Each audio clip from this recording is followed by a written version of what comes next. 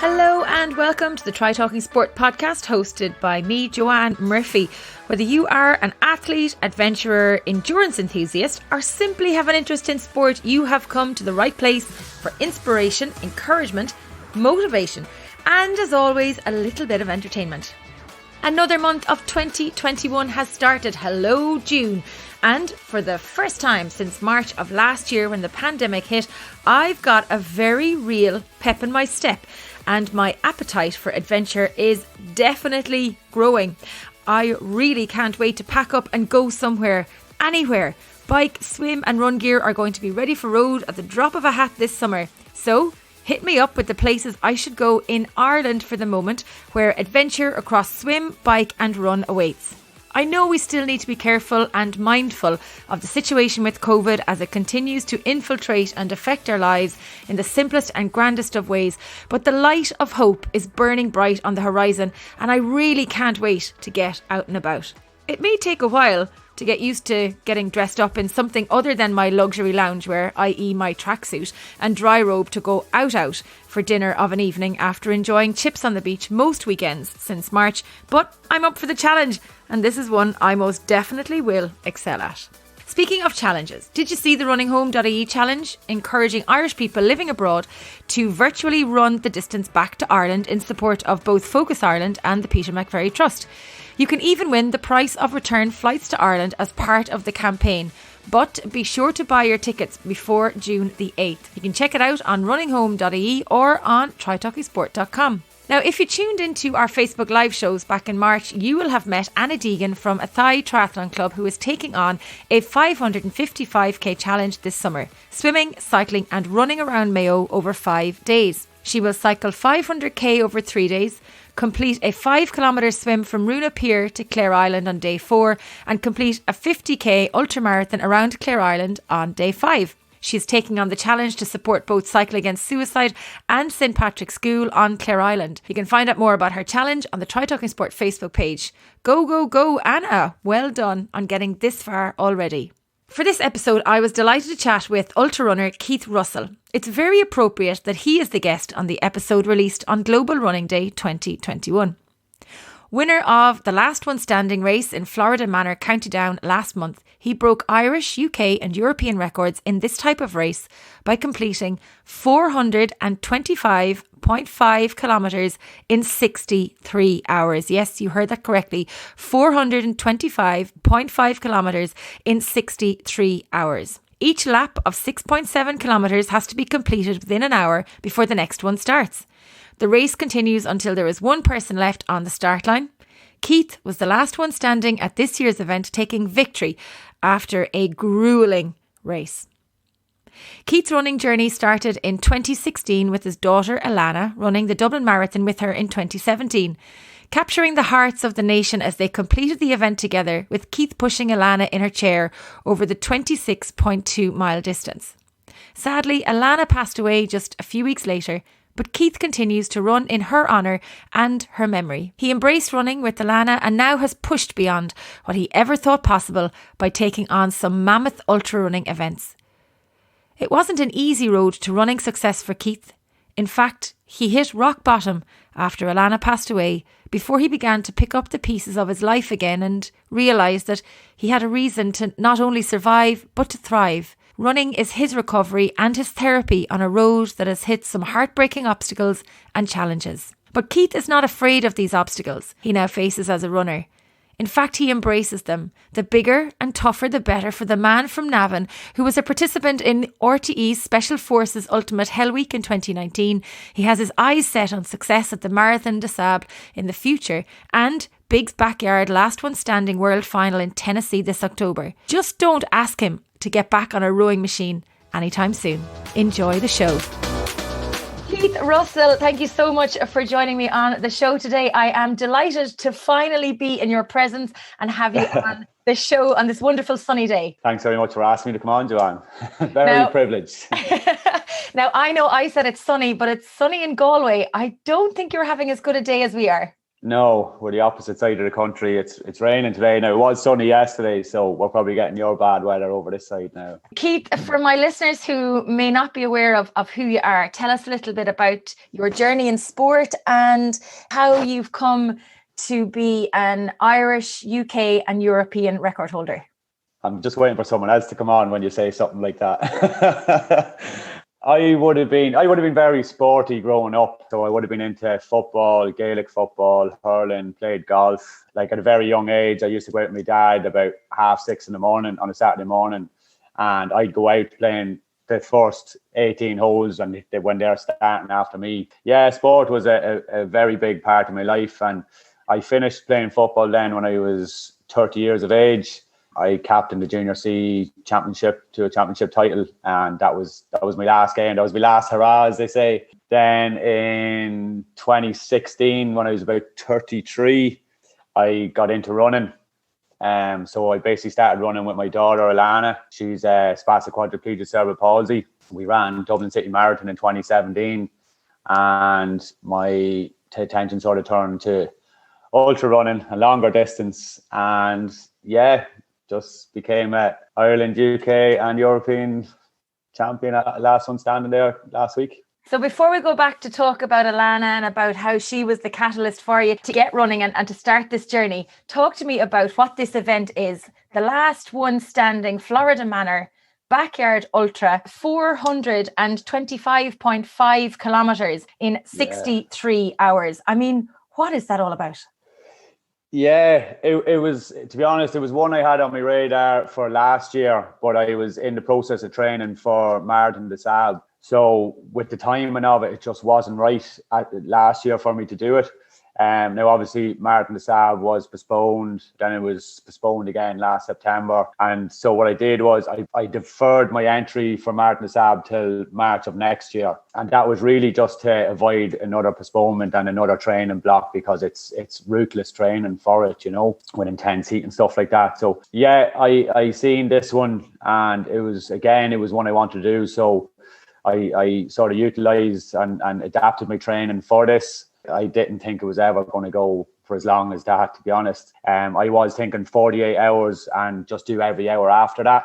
But yeah, it's just mind blowing the distance that it did go and the hours that we had to run. Like, when you break those kilometers down, it's like into miles.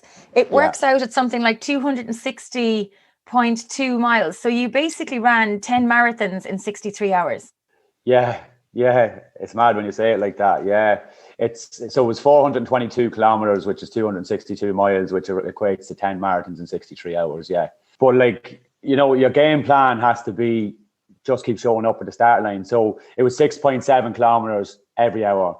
You could run it in 40 minutes. You could run it in 50 minutes. That was completely up to you. You had 20 minutes rest or 10 minutes rest before you had to be at the start line to go again. And once there was people going, the race kept going. Once you were the last person, you'd done one last lap on your own, and that was it. That was the race over. But there was 4 of us for the last 20 hours. At 100 miles, which was 24 hours, there was 39, which is the second most ever in something like this, you know. How many people started the race, Keith?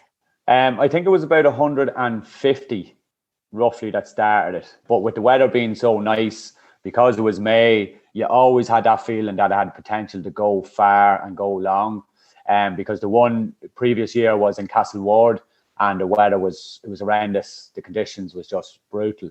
So that went for 43 hours. With the weather the way it always had the potential to go long. And the Irish record at the time was 49 hours. So I was expecting it to go for 48 and then just work it hour by hour after that, as I said. But it came to the point where I was breaking it up into stretches. So at night, so you had a head torch and you were going through the forest and stuff like that. Your mind, like as the time went on, your mind starts to try and go wayward, start to play tricks on you, stuff like this. So I think you had to be aware of that happening and sort of bring yourself back and remind yourself where you are, what you're doing, why you're doing it, and to get back around to the finish line again, to get, you know, that much needed 10-minute break before you had to be at the start line to go again. I was breaking it down basically into, I knew when I hit a stretch that at 30 minutes or 31 minutes, I would have been 2 or 3 minutes through that. And then when I hit the next stretch at 34 or 35 minutes, I was going to be out the other side at 38. So during the night, when I got halfway through and I didn't realize roughly where I was, once I knew what time it was, I knew when I was going to be hitting the end of that stretch. It's all these little tricks that you sort of gained, just to keep you occupied. You talked there about potentially aiming for 48 hours and taking it every hour after that. How do you prepare physically and mentally to keep going for 48 hours? Good question. Well, I know, like, we sort of, like, my coach is in Dubai, Marcus Smith. So he sort of started coaching me there for the last, I think it's about 2 years now we're together. And that was our first ultra race because we've been preparing for Marathon des Sables. That was cancelled. I was actually preparing to run for the 24-hour in Victoria Park in Belfast. And that was also postponed. So this one wasn't too far away from it. It was a matter of, right, we got on this one. But I think it was identifying the darkest hours that affects me and working on that and training in that, So it's basically building that ultra mindset. And working through, like, anybody can run during the day at 12 o'clock when the sun is shining. It's running at 2 and 3 in the morning when my body wants to just sleep after a day's work on a Friday. Go out that night, your body wants to shut down, but you have to keep going in the lashings of rain. Do you know what I mean? And keep focused and do that for 8 hours, 10 hours at a time. Like. And when you'd go out on those training runs, would you have a support crew with you, or would you do it based on a lap around your locality or your house to get used to that whole thing around running around in circles, basically? Yeah, the lads would come out, say before the start, they could come out for an hour. During the night, I'd say to them, look, I just want to be on my own. And I had a 10.5k route around my area. So I'd do that in 55 minutes and I'd be back at my van and I'd have food there. So I was also training to eat while I was moving. So I had a nutritionist, Emma Brennan. I think she's down in your part of the country, and she was absolutely fantastic. It was one thing that I struggled with for a long, long time, especially in these ultra events, was food, what to eat and how much I needed to eat. We worked on a few different strategies, mainly how many carbs I should be taking in on an hourly basis. How much is too much that would make me sick, and how much is not enough that, you feel fatigued. So we got to a point where I was like a play school child with nutrition. Like, it was ridiculous. And when she came in there, I was like, just like taking the stabilizers off the bike and waving me off. Well done, This test here was a massive credit to her as well, of how far she's brought me. But them nights of like standing at my van at 5 a.m, having a cup of coffee and a bit of banana bread, and the nicest piece of banana bread you'd ever have at that time with a cup of coffee. But they're the things you have to do. Like, you can train your body, you can train your mind. You also have to train your eating and your stomach, because in something for that length of time, like, I was still eating at 50 odd hours in that race, and I was surprised myself. Like, but in all ultra events, you're going to get sick at some stage, and I got sick about 48 or 49 hours in. You're just running up the road and you just get sick and you just keep going. Like, that's just the way it is. When you're mentioning there about the food, I'm getting flashbacks to the training we did for Race Around Ireland, where we did a 48-hour simulation event. And I remember they used to make us eat porridge getting out of bed, whether that was 1 o'clock in the afternoon or 2 in the morning. And the same goes for the lasagna or the spaghetti bolognese and the pasta. When you got off your bike, you had to eat whatever you were given. And it could have been 8 o'clock in the morning getting off the bike, or 8 o'clock in the morning getting on the bike, and you were eating the pasta or whatever it was they were giving us. You really have to train your body. And it's a very weird thing to do as well, Keith, because you have to come back from that and then get your body back into the regular mindset as well and be able to manage your day job. Yeah, absolutely. Yeah. But when it's something you're so passionate about, you do anything or what it takes to be the best you can be, as you'd say, winning. But winning isn't coming first or second or third. Winning is doing your best and achieving what you want to achieve. So when I'd mention winning, it's not about coming first, coming second or whatever. Like, that's fair enough. Like, that's an extra step up. But I think winning comes to, doing yourself justice at the end of the day. That's what I'd class it as winning. Now, I know you're very determined and very committed, because you wouldn't be where you are today without being committed. But are you stubborn and competitive as well? Yeah. Oh, yeah, definitely. All growing up, yeah, I would have been very, very, very competitive. Football, very competitive, So, yeah, I do have that element in me as well of stubbornness. And How stubborn? Like on a scale of 1 to 10, how stubborn are you? Oh, Jesus. If you tell me I can't do something, I'll show you I can. That's stubborn, yeah. Or if you tell me not to do something, that's the first thing I'm doing. Were you bold? Were you a bold lad in school? Yeah, I would have been, yeah. I wasn't great in school, didn't like school. I left school in third year, after my junior cert, left school. I just couldn't. Yeah, I got a trade then. I'm an electrician by trade, but yeah, I moved out of that now. But yeah, I just couldn't. It's like teachers telling you what to do. It just wasn't me. Like, I couldn't handle it. I think my dad was in the school more times than I was. I'd love to see your report card. No, you wouldn't. But wouldn't you love to go back to a teacher that might have been giving you grief all those years ago and saying this, that, and the other about you, and say, hey, look at me now, look what I've done? Yeah. Yeah. Look, the teachers I had, we had great crack with them, do you know what I mean? And to be honest, I did meet a few of them after, and they'd always be full of chat with you, like, do you know what I mean? But they just said, no, school just wasn't for you. They knew you had great potential, you just hadn't discovered it. That's it, exactly. And to be honest, like, even all through my football career, I would have had great potential, but I was never committed. I was never committed to any of it. Like. So what changed? I think Alanna changed me, to be honest. Having a daughter with special needs that was completely dependent on you, that's going to change it, completely change it. Like, Alanna was 5 of twins. Her sister was stillborn. They were emergency section at 31 weeks gestation. 4th of December 2009, I was standing outside Hollis Street Hospital, and I had one daughter in ICU and one daughter in the morgue, and I couldn't go in to see any of them because I had to wait, Alanna was in hospital then for 2 months after that, and when we brought her, we went in to bring her home, and we were told that she had cysts on her brain.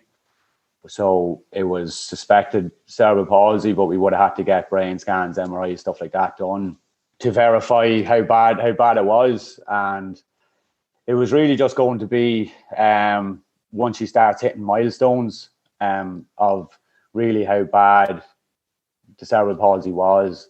And like, we were basically told that she couldn't walk, she couldn't talk, she was peg fed, so she was completely dependent on us. That's a scary thought.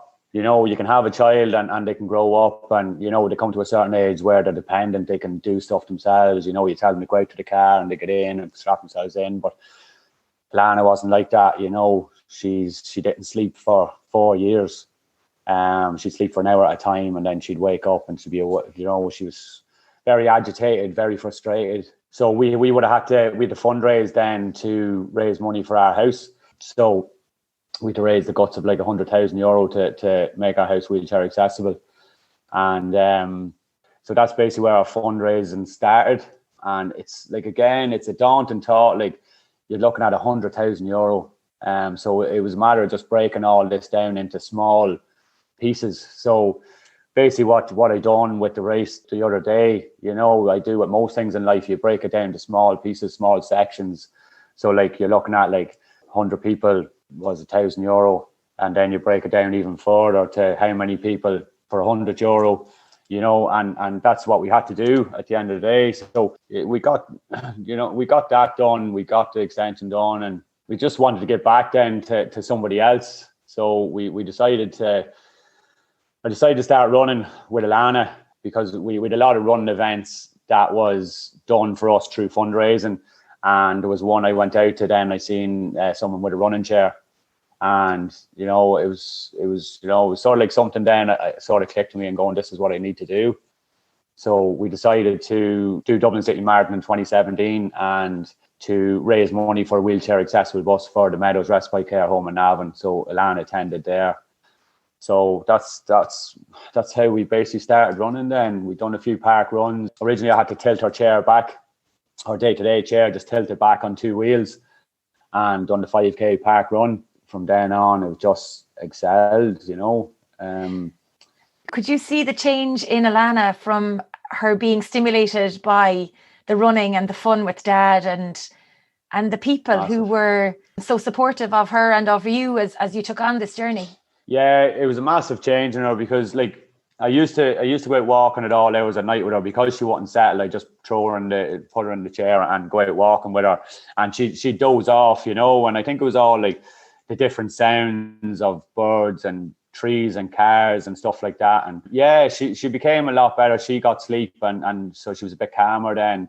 So once we were out running, I'd go out with her on a Sunday morning. So we'd go up to the Phoenix Park and we'd go run around there. We'd be up early, like we'd I'd get up, I'd have to get her out of bed about 5 a.m, but I used to go into her and I'd grab her by the legs and drag her to the end of the bed, and I'd be like, come on, Alanna, we're going running. And the big smile would come across her face. It's something that really, really I miss now, like really do. But yeah, so we'd have to get her up and stick her on a feed. And, so she'd have to be on a feed an hour before we started running. Otherwise, she'd start vomiting and stuff like that. But once we got down there, we eventually got a 3-wheeler running chair. I'd swap her chair into that, and we'd go around. We'd do a couple of hours, 3 hours, 4 hours around the Phoenix Park, and she had a ball. Like, she just loved it, and like everyone knew who she was, and they'd be shouting her name and calling her, and it was brilliant. Like, they didn't know me, but they knew Alanna, and this was the pivotal point for me, is that this is what it was all about. Was for her, getting her out there, raising awareness for our kids with special needs. I suppose integrating her into the community as well. And she got unbelievable reception. And there was other people there doing it with other kids with disabilities, and they were the same. You never get bad press, you never got bad words over social media or anything like that. It was all positive, and like, she touched so many people. She touched the hearts of a nation, as you said in your post. And she never said a single word. All she did was she smiled. And how did she communicate with you then, Keith, if she was non-verbal? Oh, she had her ways. She'd scream and shout, and she'd laugh, and she had all the sounds. She just couldn't talk. But yeah, like, geez, if you were doing something that she didn't like, she'd let you know. Don't worry about that. If she was calm, she'd fall asleep, or she'd just sit there. She wouldn't have had great vision, but her hearing sense would have been more heightened. So she'd always have the head down, and she'd be listening to everything, absolutely everything, And if we said, like, there was, say, if we were talking about someone that we were going, oh, that fella's a fucking idiot or whatever, she'd actually turn around and not like them then. It was strange. Like, she just took all that in, and I was unbelievable. Like, she was gas character. Like. You mentioned there that she did capture, both of you did capture and captivated the hearts of everybody, really, not just the running community, but everybody that knew about Alanna and about Keith and the Dublin Marathon in 2017. Yeah. So talk to me about what it was like standing on the start line in the mix with the other wheelchair athletes and the elite athletes as well, because you did start with the elites. So we start in front of the elites again. So the wheelchair athletes all go off first, then the elites, and then everybody else after that. In training, you sort of try to visualize what it's going to be like, standing on the start line, finishing, all that sort of thing. You try to get the emotion. And even now I do that in races that I train for. Doing that, you get that. You get that welling up emotion. Now, I wouldn't be a very emotional person. Like, even finishing races, I don't get emotional or anything. I get that in training. You get that feeling, you get that build-up of emotion. But it was just, nothing prepared me for that. Like, it was just so surreal to be there. We trained for a year for that. I gave up smoking. I stopped drinking to do this, So it was always going to be something that I put 100% into this, and I was going to make it as special as I could for her. So we would have started off with all the wheelchair athletes, and it's incredible. Dublin City Marathon is incredible. Now, I haven't ran marathons in any other countries or anything like that, but it's wall to wall people screaming, absolutely screaming at you, and you have your name on your t-shirt. So everyone's shouting your name, and you're like, do I know them? But we were cruising. Like it was just so surreal to get to the halfway point, you know, and then I seen me family on the left hand side, and they were shouting at me, and I had a guard on a bike with us, and he was absolutely brilliant, you know, because you couldn't go to water stations with the chair and stuff like that. So he was like, it was a warm day as well. So he said, look, when you run out of water, I'll cycle on ahead, I'll fill it for you, and I come back. And I was like, I couldn't get you to do that for me. Like, so I got to about halfway, and I was like, no water. I was like, any chance you'll go and fill that for me? But he was great. He was absolutely brilliant. You know, he would be telling me what's ahead, where we're turning, because it was my first time doing it as well. I know Dublin, but I didn't really know what route the marathon took. But once we sort of came by this UCD, and took the turn over the bridge and started heading towards the finish, he sort of drifted off to the side, and he was just like, "You're on your own now," you know. But he was absolutely brilliant. But the last 2-3K running, like you're talking 5-6 people deep, screaming, absolutely screaming. It's just electric. When we got to the finish line, I stopped on the finish line and I gave Alanna a kiss, and I just wanted it for how far she had brought me in my life. It was really to acknowledge her for that, you know, for the amazing experience. And I suppose, you know, just to experience all the training, go through all that, because for years before that, I'd say, oh, I'd love to run a marathon, but I never bothered.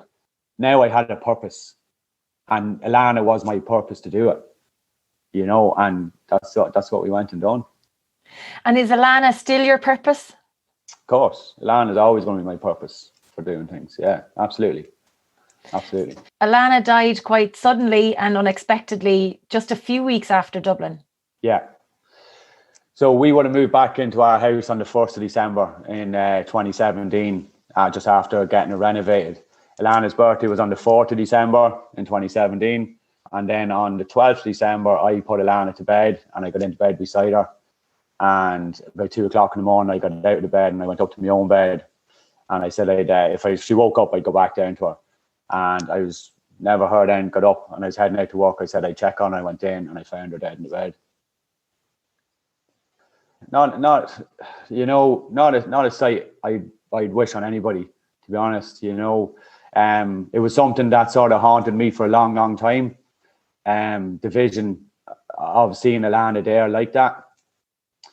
So I suppose I probably would have went into sort of a state of shock for a while. For about 4 months after, I would have been drinking heavy and stuff like that. And I suppose wishing that not to wake up the next day would have been a large part of that. Like, it's a scary thought now, at the point, because you're so young, you had so much life to live, but just after Alanna dying, seeing that you just didn't want to live anymore, you know. And that really, I really had to change that. I had to change how I thought, because all I saw was that vision of seeing Alanna there like that. The whole process of her being laid out in the house, the funeral, all stuff like that starts to come forward a bit later on after that. And it's trying not to let that get in on you, that you end up a state of depression. Like, at the end of the day, you're probably living every parent's worst nightmare. No one would blame you for going into a state of depression. No one would blame you for falling off the edge. But as far as I was concerned, that was not me. That's not what I wanted. So it came down to a choice for me, and I had to change how I thought. I had to bring all the good things that we had done together, all the memories that I had created with her, I had to bring forward for myself to give me clarity on what we had done. Like, the outpour of emotion from people all over the country, the messages we were getting from people all over the country, like, it was absolutely incredible. Absolutely incredible. Like, I couldn't have asked for any more, like, you know. And it just shows, say, what people thought of her and us, I suppose. And, you know, it was a great source of comfort from everybody. Like, running community my own club, Navan AC, were absolutely amazing. But the wider community was just incredible what we got. Like, how did you find the will to come out of that dark hole and to take the chance at life again, to kind of take a second chance at life for yourself? Yeah, I think it was more the thing, like, I didn't want to be, I suppose you'd probably call it a statistic, as in like a grieving parent that sort of went on the beer and found whatever at the end of a bottle or went into depression. I didn't want that, and I didn't want pity. I don't do that sort of thing. And I suppose I used Alanna's passing as a fuel for myself to progress in something that we were so passionate about. Like, Alanna created that sort of spark in me to do that. And I think the more we went on, it sort of turned into a furnace. And it's nothing can put that out now. Like, you know, that's there and it's there to stay. And like, I'll always do it for Alanna's memory, but I'll also do it to help other people, other kids that either have disabilities or as we done for the other day, we done for Nahan, he has cancer. And to be honest with you, like, it's really, for me, it's, you know, we got so much help off people that didn't even know us. You know, I know what that feels like. So for me to do, it's only a gesture of like, I'm here to help as much as you want me to.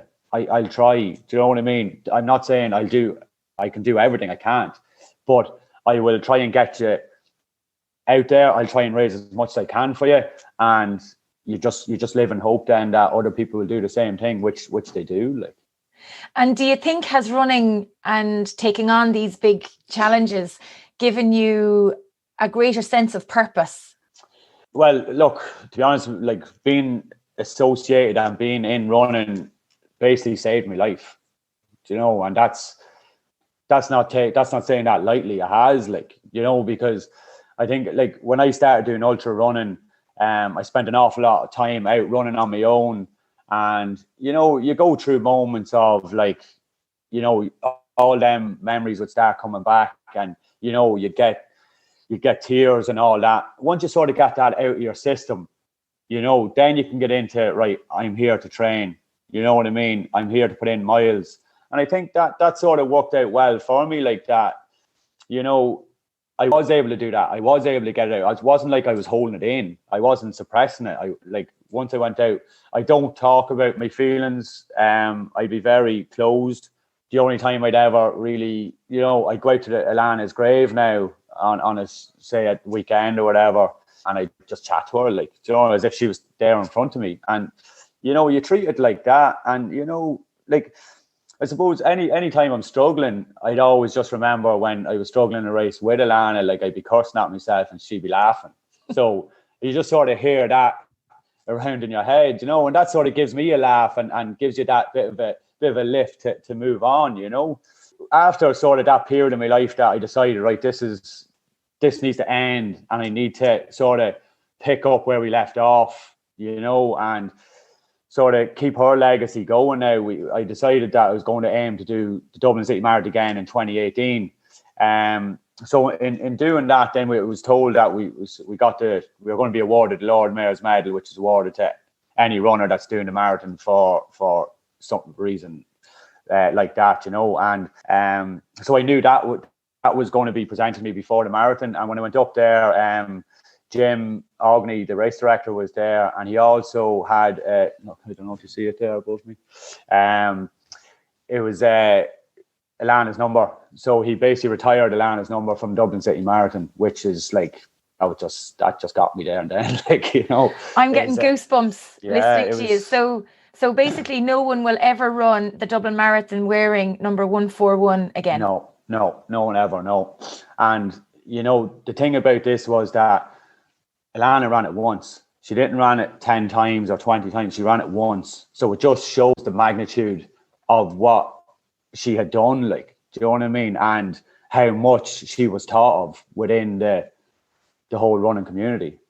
Like, Alanna is still at present the youngest ever participant and finisher of the Dublin City Marathon, you know, which is unbelievable accolade to still have. Like. And an amazing legacy for her to have as well, and to always be remembered. It's absolutely amazing. I really am getting goosebumps just thinking about it.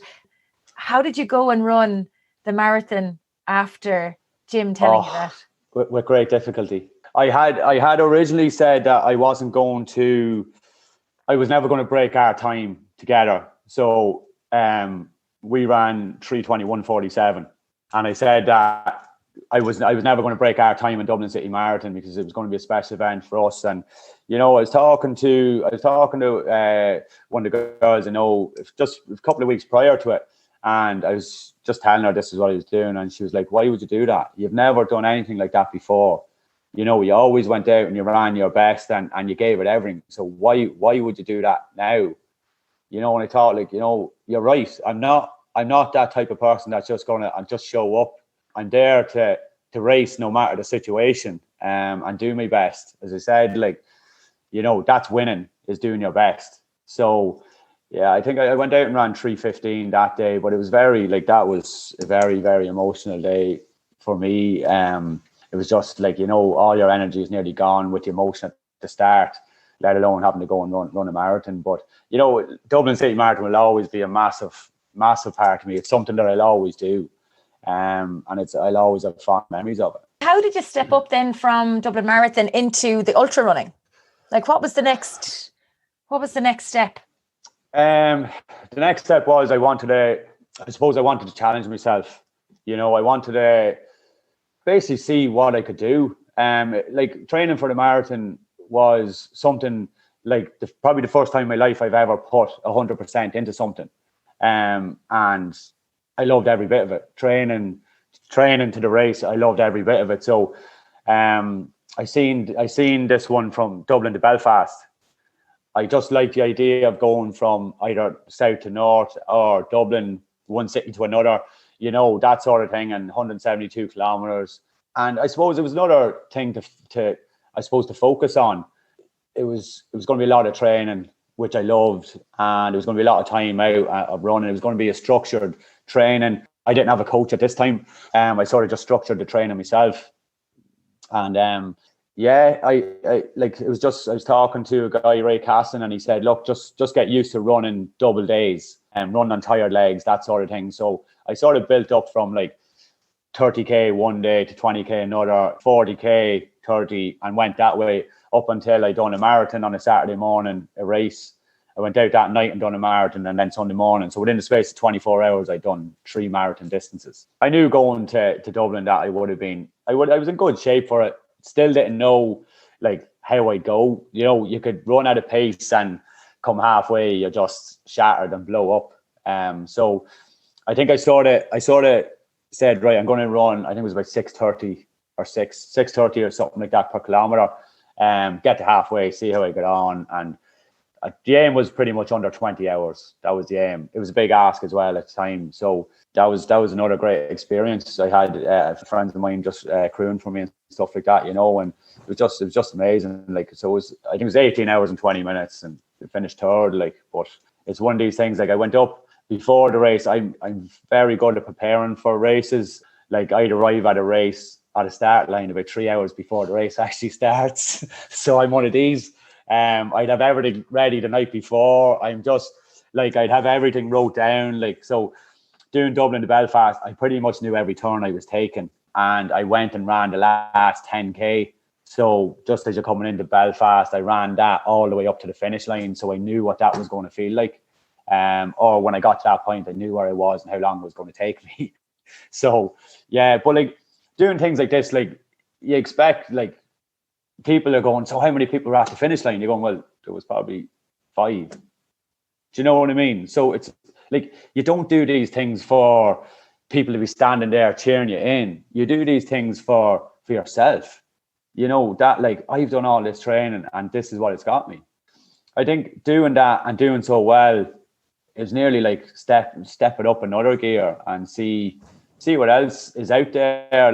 You've just entered the world of ultra running now. Do you know what I mean? And you look at, I suppose, on social media, you follow people like that. So you feel to be honest with you, you don't feel like you're doing enough. Do you know what I mean? So it's like, okay, so how can I sort of step it up another gear? So I end up doing the Energy at 24. Again, new race to me. Hadn't a clue what pace I was doing, where I was going. It was just a matter of go out and run it. Food wise, I was absolutely brutal at this stage. It was a mess. Like, but like I covered 209 kilometers in that one, and I was shattered. Like I could barely. It was run a lap, walk a lap is what I came down to. I was delighted for that one to finish. To be honest. So, how do you protect your body?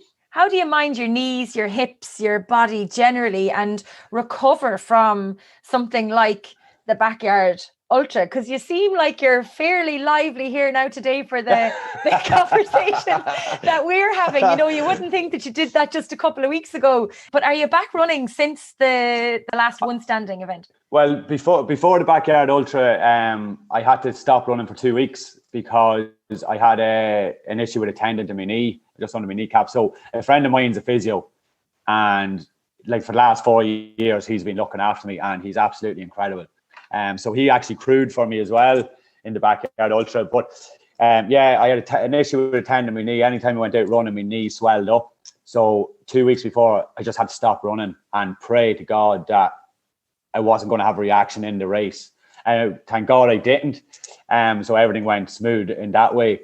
And I think I went back running on last Monday. I think it was like a week, not even a week after. I went out for 10K around the block, and my knee was sore again. So I have to just ease off. I'm sitting in bats of ice now every evening just to try and I've sort of still got a bit of inflammation in my legs from the race. So you're just doing bats of ice just to try and get that inflammation down and try and recover. But I'm fairly good at recovering because, as I said, like my food is very, very good. Like I always eat well, dinner wise, breakfast wise, but I've sort of increased like veg and fruit and stuff like that in my diet. My recovery's always been really, really good. And I suppose with the food that you eat, protein, chicken, turkey, all that sort of thing, that all sort of helps with that end of things. Like. And do you live anywhere near the sea that you could be throwing yourself into the water every day for recovery instead of the ice baths? I live about half an hour from Bettystown, so I could be going out there. You've no excuse. I'm not a fan of the sand. But I signed up for Marathon de Sable. That's the problem. I was just about to say, are you not going to have to get used to the sand? Yeah, I'm going to have to just bring home buckets of sand and roll around in it for a few days. Because or go swimming on a sandy beach, and your car will be covered in sand, and your bags and everywhere. No matter where you walk in your house, it's covered in sand. Even the bed has sand in it. Go away. Yeah, I couldn't hack that. I was going to ask you, how many pairs of runners do you go through in a year? Have you ever worked it out? I don't even know how many miles I get out of a pair of runners. And that's what shocks me, is that people actually know how many miles I got out of a pair of runners. I have no idea. I have 4 pairs of runners that I sort of swap between. So I have no idea, to be honest. Like I only, in the Backyard Ultra, I had 2 pairs of runners that I was swapping. I would swap every 6 or 7 hours. I'd swap them just for comfort more so. And I changed my socks as well. But what happened was I strained my Achilles. So you sort of had to jump across you didn't have to jump across the stones. I jumped across the stones, and I landed on a little tuft of grass, and my heel dropped, and I felt a pull on my Achilles. So I got around, and as I said, my friends, McGowan a physio, and he strapped my Achilles up, but he also taped my sock to my leg. So I couldn't take my socks off after that, with the tape. So I had to leave them on. But that was I think I still had about 15 hours left. And the way you said, I'll get to 48 hours and then we'll see what happens. I mean, you nearly went 20 hours beyond that, 15 hours beyond that. How did you manage your body, your mind, your sleep, your nutrition for those last hours? Because really that was going into a complete unknown. It was, to be honest with you. And I suppose I hit about 49, 50 hours.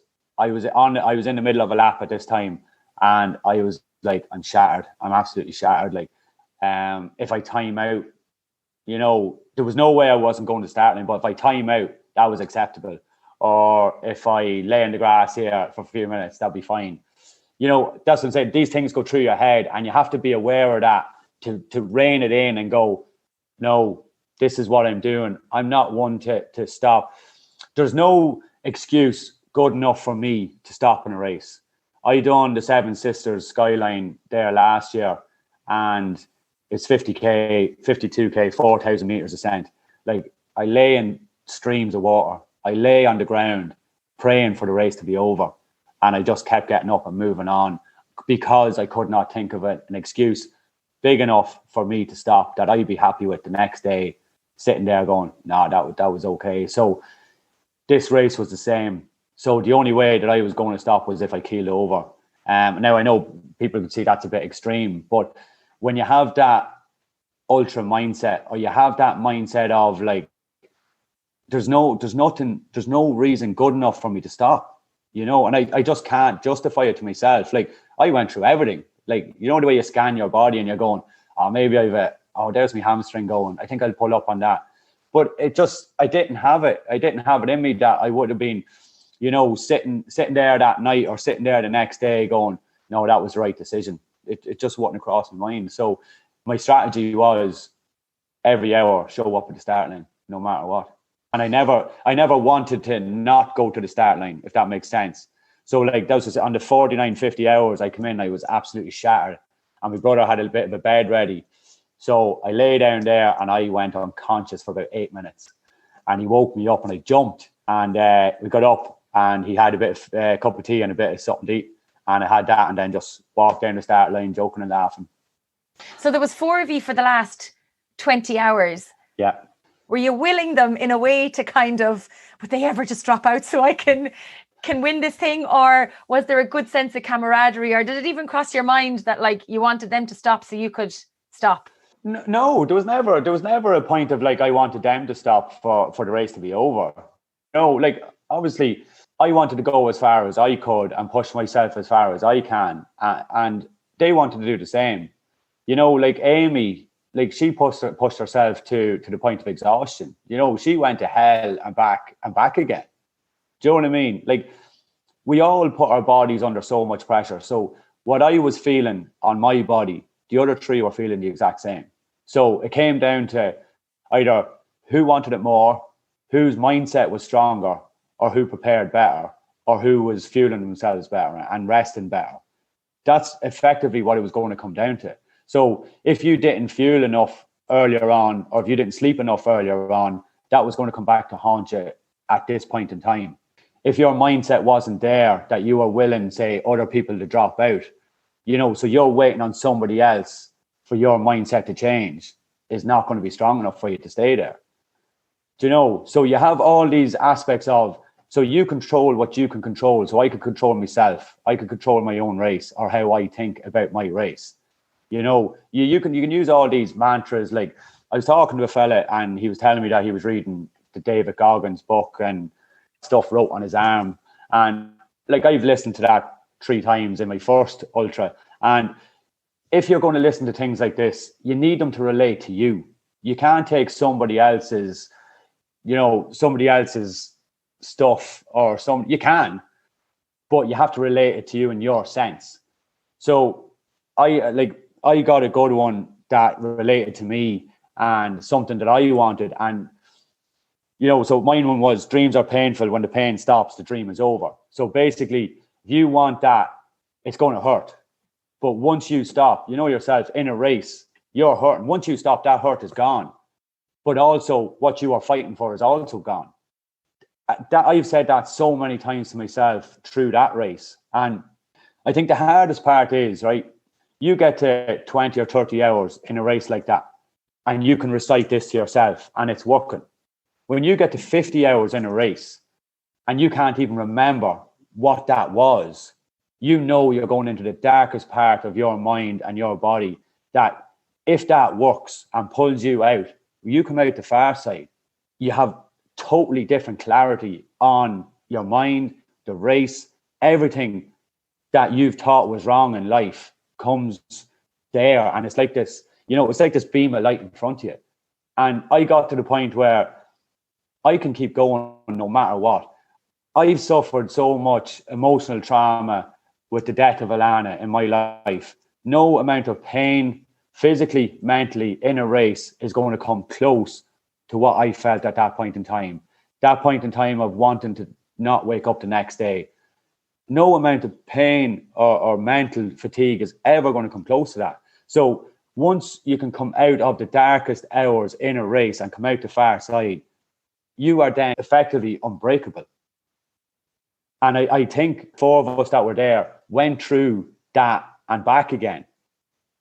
And we all had that, but some were hurting more than others. And as I said, Amy dropped because she ran her point to the point of exhaustion. That's how far she went and how much she wanted to win.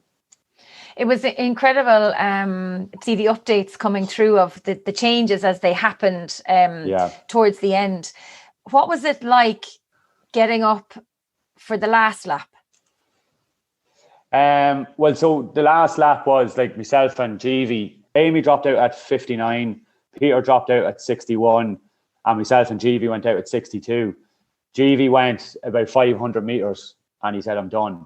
But I still had to get around the lap, and I still wasn't sure if he was done or not done. He could have walked up the road and then start running again. So there's so many mind games in a race like this. You need to be so careful what people are saying to you and what, to get you to sort of relax.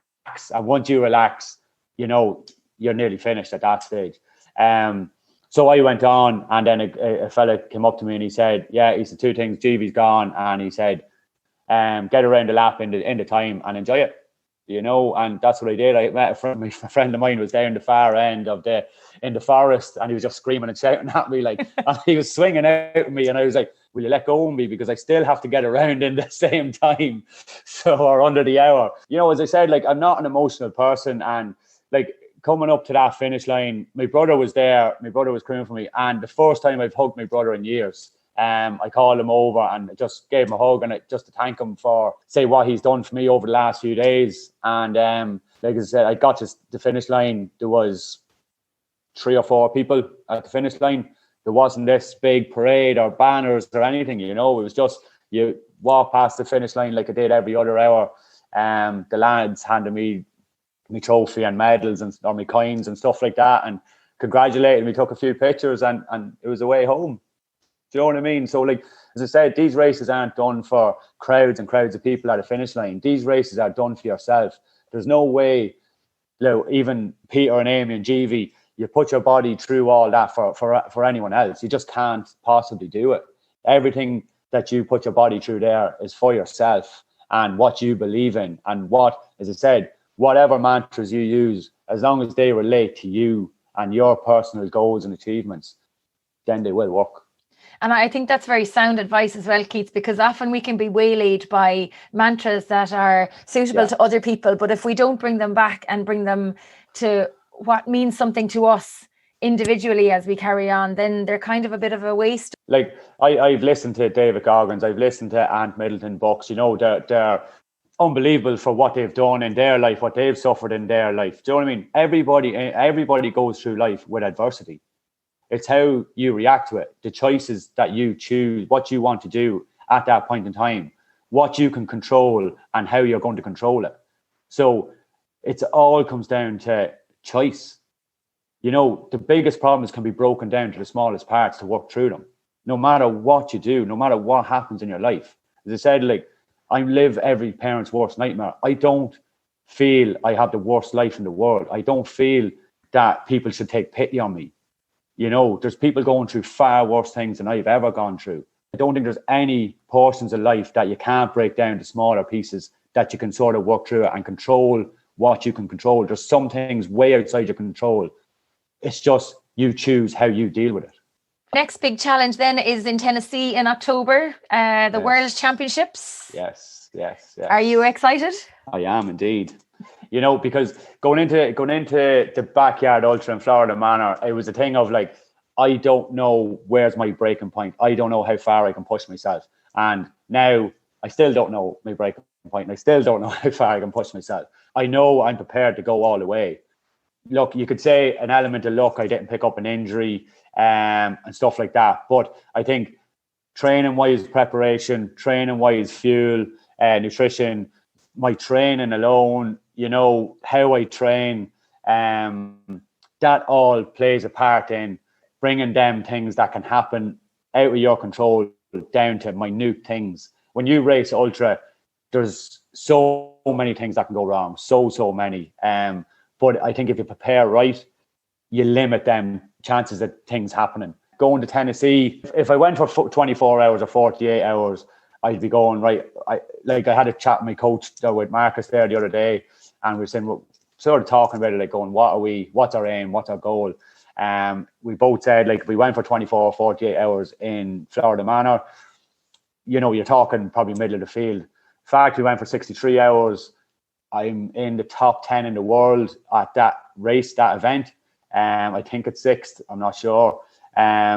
So you have to be going with a positive mindset of being there till the end. I follow all these people on Instagram that are going to be there. Courtney DeWalter, Maggie Gutterall, you know, some fantastic runners like that are well known worldwide. You get a chance to start up or line up against these people. Why not be there? What have they got that I don't have? Do you know what I mean? What gives them the edge over me? Do you know? So as far as I'm concerned, they don't have an edge over me. You know, if nothing else, I have an edge over them with the life experiences that I have. So that's the mindset that I'm going with. That's a good one to go with. When you're not running and you're not working and you're not just being Keith, what do you do to make you happy? I run. Aside from running, what do you do to chill out? I don't know. I don't really have much downtime. I have my son. I have my son, I suppose, every Saturday, and we go off cycling on bikes and stuff like that. Just do normal stuff with him. Other than that, like, I'd be either recovering, or I'd be out running at night, or I'd be walking, or running is like a full-time job. So it's I've like 2 full-time jobs, you know. Hopefully someone will pay me for it someday. So how do you find the balance? Again, it comes down to choice. It comes down to, so I'll work my training around, like, my work would really be, I go in early for work. So I go in for 7 o'clock and I try and get finished for 4:30 or 5. So I go training after that in the evenings. Weekends would either be, I work my weekend running around having Harry. So it could be out Friday night. And then I could have him Saturday, and I could back out again Saturday night. So I could do it's full nearly 48 hours a week. So again, that's good training. So if nothing else, and then try and recover then on Sunday, or recover Sunday evening. Or you just sort of work around it all. Look, something I'm passionate about. If you want it to work, you'll make it work. And I think we should finish on that note. I've just remembered, though, however, that we did get some questions in and I haven't asked them, and we are almost an hour into the show. So 2 questions, and I know the answer to the first one. Stephen Lane asks, what is your why? And I clearly know what your why is. And the way you're looking at me and nodding at me, Stephen Lane is obviously a friend of yours. Exactly. Yeah. He texts me that every Friday. Just a running joke. He texts me that every Friday. What is your why? Just so you can eat more. Yeah. And then Owen Quain said, Keith, you're a legend. How do you deal with injuries and setbacks while training? Oh, okay. So I had a setback there the end of last year. I had a tendon in my shin. So what I did was I jumped on the rower and I set myself a target in 6 weeks to row 50K. So that's what I done. See, this is what happens. I can't just do something simple and just do a normal row and training block. I have to set myself a target. So I was talking to Marcus again, and I says, look, I can't run, so I'm going to row.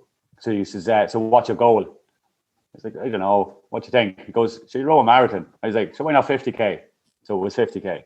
And then I started thinking, what might be able to do 100K, or what about rowing for 24 hours? So we haven't gone that far just yet. But yeah, 6 weeks, I done a training block and I rowed 50K in 3 hours and 40 minutes. Then my arse was killing me after. I'm so sore. Not joking. I had to sit on a cushion with 2 towels underneath me because my arse was that sore. I'm definitely not rowing for 100k. Which would you rather, run for 63 hours or row for 100k? I'll run all day long. I will not. I couldn't walk for a day after. My arse was that up. My glutes just went locked up. I think that should be a soundbite for promoting the podcast. Thought my arse was so sore. Don't forget to put rowing in there. Keith, it's been fabulous talking to you. Thank you for telling us your story and for opening your heart to our listeners. I think they'll get an awful lot out of your story and continue to run and to do such great work in Alanna's memory and honour. And just want to wish you the very best of luck with Tennessee, and don't be a stranger to the show. I'm sure I will see you on the start line of Dublin Marathon at some point, and definitely the finish line. But yeah, that was super. Thank you so much. No, thanks very much for asking me on and for sharing my story. As I said, I love talking about Alanna. I talk about it all day long, and if people want to listen to it, I'll keep telling it, So I appreciate you asking me, and of course I'll definitely keep in touch. Thanks for tuning in. I hope you enjoyed this episode. Don't forget you can get in touch with any feedback or guest suggestions by emailing me on trytalkingsport@gmail.com. That's try with an I, not a Y. I'd love to connect with you on social media. You can find me on Facebook, Twitter, LinkedIn and Instagram. Pop by, say hi, let me know what you think of the show. And if you are new to our podcast, please do check out some of our previous episodes. You will be impressed and inspired by our guests. Until next time, stay safe, keep smiling, and remember to look for fun and adventure in every day.